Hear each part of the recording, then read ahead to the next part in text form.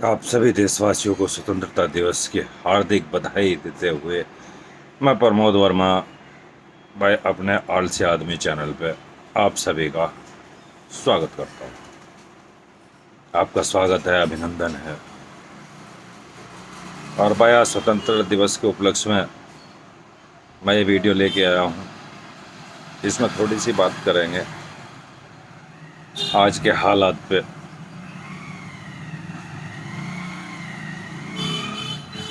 तो प्लीज़ मेरी वीडियो को आप एंड तक देखें। और भाई साथ हो तो हमारे चैनल को सब्सक्राइब कर दो। वीडियो अच्छी लगे तो शेयर कर देना भाई, लाइक भी करना।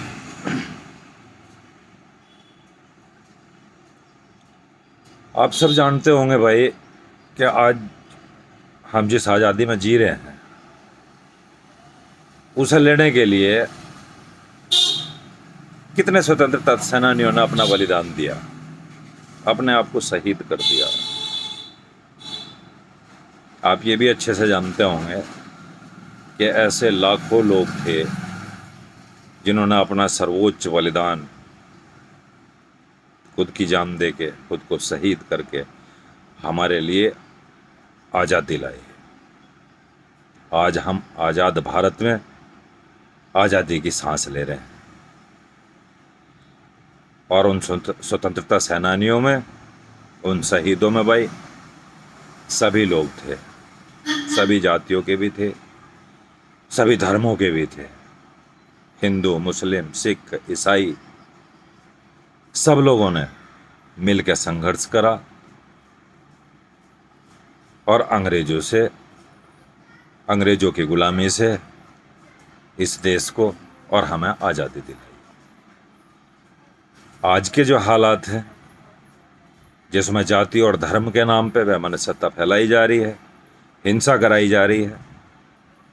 अगर धर्म और जाति की लड़ाई उस समय भी आगी होती या उस समय किसी ने भी ये सोच लिया होता तो आप सब बताओ, क्या हम लोग आज़ाद होते? हम लोग आज भी किसी अंग्रेज के यहाँ बर्तन मांज रहे होते। तो मैं उन लाखों स्वतंत्रता सेनानियों को कोटि कोटि नमन करते हुए समस्त देशवासियों से भाई कहूँगा कि भाई किसी के भी बहकावे में ना आए और आपसी भाईचारा, आपसी प्यार ये बनाए रखें। और इसी से ही हम सब मजबूत होंगे, हमारा समाज मजबूत होगा, हमारा देश मजबूत होगा। भाई मेरी कोई स्पीच देने वाली तो बात है नहीं, और ना ही ऐसा है कि भाई कोई नेता भाई भाषण दे रहा स्वतंत्रता दिवस पे। मैं तो आजकल के जो हालात हैं उनके बारे में आप लोगों को बता रहा हूँ। आप लोग भी सोचते होंगे इस बारे में, चाहे भले ही ना कहो। अब जो आजकल हालात है जाति और धर्म के नाम पे जो भी हो रहा है आप सब देख रहे हैं। कभी मणिपुर में दंगा, कभी हरियाणा में दंगा, कभी राजस्थान में दंगा, और कहाँ कहाँ की कहें जी। पश्चिम उत्तर प्रदेश का दंगा आप अभी तक नहीं भूले होंगे जो 2013 में हुआ था। और दंगे में किसका फायदा होता है भाई? भाई फायदा तो किसी का नहीं होता। भाई उंगली लगाने वाले, आग लगाने वाले आग लगा के चले जाएंगे। झेलना वहां रहने वाली जनता को ही है। परेशानी जनता को ही उठानी पड़ेगी, परेशानी समाज को भी उठानी पड़ेगी। तो हम सबको यह समझना पड़ेगा कि हिंदू, मुस्लिम, सिख, ईसाई भाई सभी हमारे हाथ की ये उंगलियां हैं। अगर एक एक उंगली आगे को बढ़ेगी तो उसकी ताकत नहीं बनेगी। और जब चारों उंगलियां ये इकट्ठी होकर मुक्का बन जाएंगी उसकी ताकत बनेगी।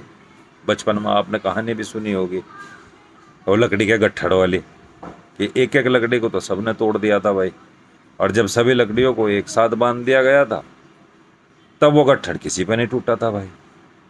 तो इसलिए ज़रूरी है कि भाई हम हिंदू, मुस्लिम, सिख, ईसाई आपस में भाईचारे को बढ़ाते हुए वैमनस्यता समाप्त कर हिंसा को तो बिल्कुल अपने पास ना आने दें, तभी समाज और देश का भला हो सकता है। यार भाई जब देश और समाज का भला होगा तो हमारा अपने आप ही हो जाएगा। तो हमें अपना अगर भला करना तो किसी के भी बहकावे में नहीं आना। और ख़ास तौर से भाई आजकल के जो नेता लोग हैं, मेरी व्यक्तिगत टिप्पणी तो किसी पे है नहीं भाई, कि जाति और धर्म के नाम पे जो राजनीति करी जा रही है, अब कौन कर रहा है आप लोग भी समझ रहे हैं। तो हमें इससे भी बचना भाई। और सबसे बड़ी बात क्या है कि ना तो वे पहले वाले भाई राजनेता रहे कि जो सदन में बोल रहे थे तो लोग सुना कर रहे थे, या लोग जब नेता रैलियों में जाते थे तो लोग अपने नेता को सुनने के लिए आते थे। आज तो भाई रैलियों की भीड़ भी किराए की है। और भाई सभी पार्टियों के सारे नेता वो आपके सामने है ही। अभी अभी जिसे लोकतंत्र का मंदिर कहा जाता है भाई, हमारी संसद, हमारे देश की संसद, तो उसमें अभी अविश्वास प्रस्ताव आया था। आपको जानकारी होगी, सन 1963 से 60 साल के इतिहास में भाई 27वीं बार आया अविश्वास प्रस्ताव। और उस पर जो चर्चा हुई तो किस किस नेता का क्या क्या स्टेटमेंट था, कैसे कैसे वक्तव्य थे, वो सब आप लोगों ने देखे ही होंगे।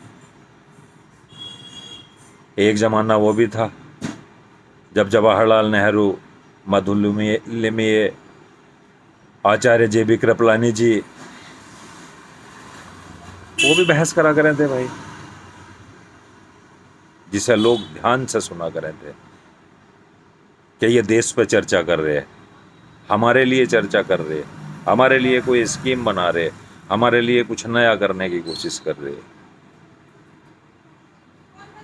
भाई राम मनोहर लोहिया जी को कौन भूल जाएगा भाई, उनका एक एक शब्द, इंदिरा जी, अटल बिहारी वाजपेयी की बहस,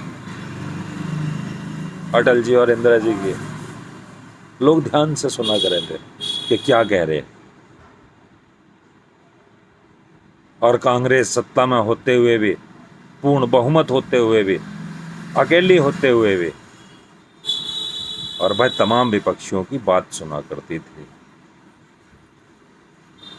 एक दूसरे की मान मर्यादा का ध्यान रखा जाता था, शब्दों की गरिमा होती थी। और भाई अभी अभी जो अविश्वास प्रस्ताव गया है उसमें भी देखा होगा आप लोगों ने, क्या गरिमा थी लोगों की, और भाई क्या स्टेटमेंट थे लोगों के। अब तो संसद को भी इन्होंने राजनीति का अखाड़ा ही बना दिया भाई, चाहे कोई हंस लो, चाहे कोई किसी की तरफ को आंख मार दो, चाहे भाई किसी पर कोई फब्तियां घस लो। क्या लोकतंत्र की गरिमा है, बच रही है? भाई उसका एक ही तरीका है कि हम सबको आपस में मिलजुल के रहना पड़ेगा, एकता को बल देना पड़ेगा। अगर हम यूनाइट नहीं हुए, हम इकट्ठे नहीं हुए, तो भाई फिर तो हमारा कोई भी फायदा उठा लेगा। तो मूल मंत्र यही है भाई, स्वतंत्रता दिवस पे आनंद से स्वतंत्रता दिवस मनाया जाए, अपना तिरंगा फहराया जाए, और भाई सब लोग शांति से मिलजुल के रहे। हाँ, इसमें एक बात और कहूँगा भाई, आजकल वो भी चल रहा कि भाई गुजराती गुजरात में रहेगा,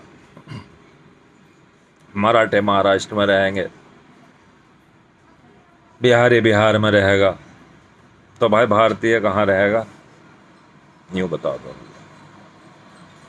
पंजाबी का वास्ता पंजाब छोड़ दें, गुजराती का वास्ता गुजरात हो गया, मराठों के वास्ता महाराष्ट्र हो गया, और जो भाई असली भारतीय हैं वो कहाँ जाएंगे भाई?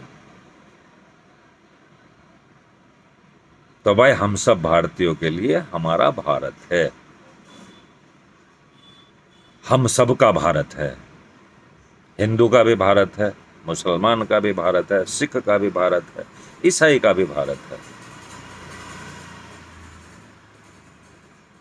जब तक अपने आप को भारत में रहने वाला भारतीय नहीं मानने के भाई, जब तक ना तो अपना भला हो सकता है, ना समाज का भला हो सकता है, ना ही देश का भला हो सकता है।